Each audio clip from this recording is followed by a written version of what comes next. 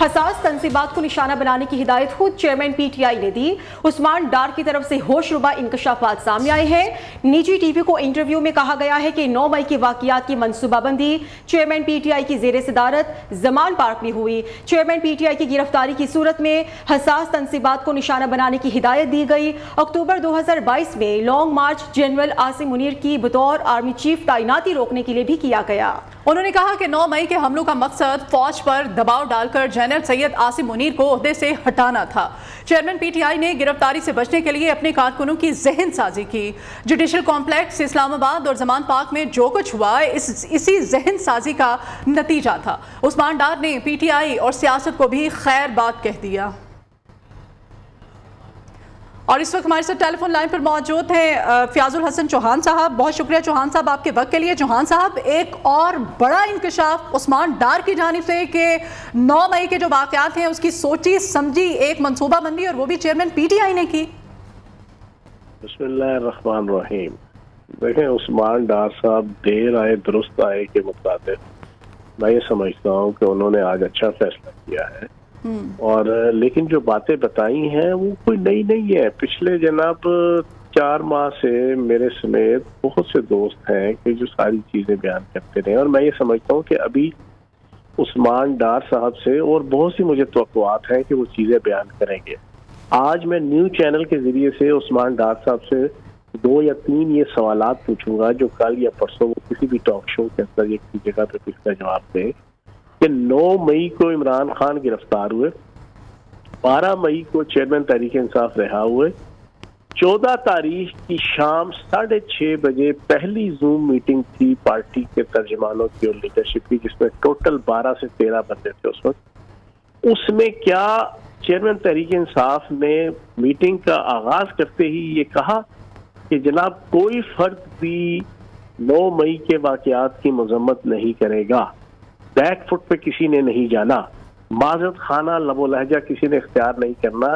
مطلب اس کا یہ کہ آپ نے قطر بھی 9 مئی کی جتنی ریاست دشمن، ملک دشمن، معاشرے کی دشمنی کے اوپر مبنی جو اقدامات ہوئے، جو مار دھاڑ ہوئی، جو قتل و غارت ہوئی، جو غنڈہ گردی ہوئی، جو بدماشی ہوئی، اس کے اوپر آپ نے معذرت خانہ لب و لہجہ اختیار نہیں کرنا۔ یہ آپ عثمان ڈار صاحب وہاں موجود تھے اس میٹنگ میں۔ دوسری چیز، کیا عمران خان صاحب نے یہ کہا کہ بھائی بس 9 مئی کے واقعات میں جناب بوٹوں والے اور فوج جناب ڈیفینسو ہو گئی ہے اور اب ٹوٹل 7 دن کی گیم رہ گئی ہے، 7 دنوں کے اندر جناب پانسا پلٹ جائے گا؟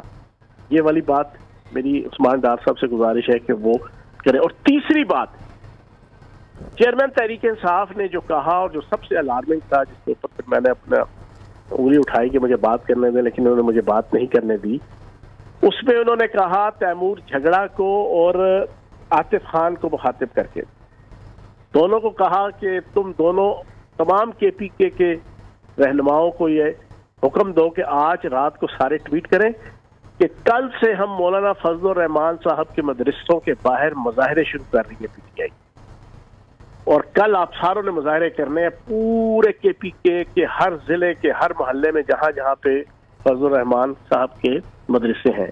اس کا کیا مطلب تھا؟ اس کا مطلب یہ تھا کہ گلی گلی محلے محلے میں خانہ جنگی۔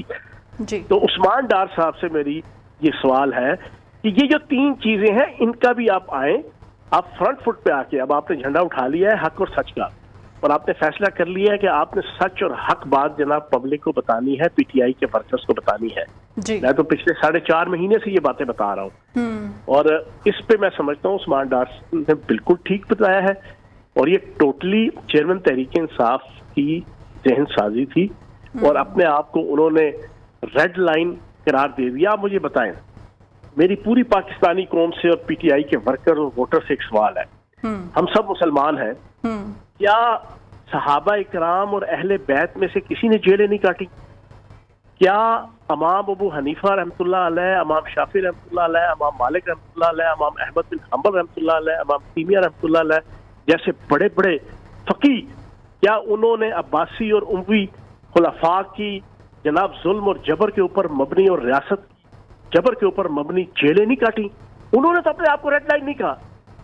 اگر وہ چاہتے اہل بیت سے لے کے صحابہ اکرام سے لے کے جناب یہ جتنے میں نے آپ کو نام گنوائے जी। ये जो अब्बासी और उमवी खलीफों के दौर में इन्होंने जो जेलें काटी, अगर ये ऐलान कर देते ना कि हमें गिरफ्तार किया जा रहा है, हम रेड लाइन है, मुसलमान बाहर आ जाएं, तो उस वक्त उम्मत मुस्लिमा इतनी मोहब्बत इनसे करती थी कि सारी की सारी उम्मत मुस्लिमा बाहर आ जाती। लेकिन वो कानून के पाबंद थे, उन्हें पता था कि चाहे जुल्म और जबर के ऊपर मबनी रियासत हमें गिरफ्तार कर रही है, हमने रियासत की रिट को, एक मुसलमान माशरे के अंदर रियासत की रिट को हमने चैलेंज नहीं करना, हमने अपनी पर्सनैलिटी को और अपने रवैये से लॉलेसनेस क्रिएट नहीं करनी, फसाद फिल अर्ज क्रिएट नहीं करना।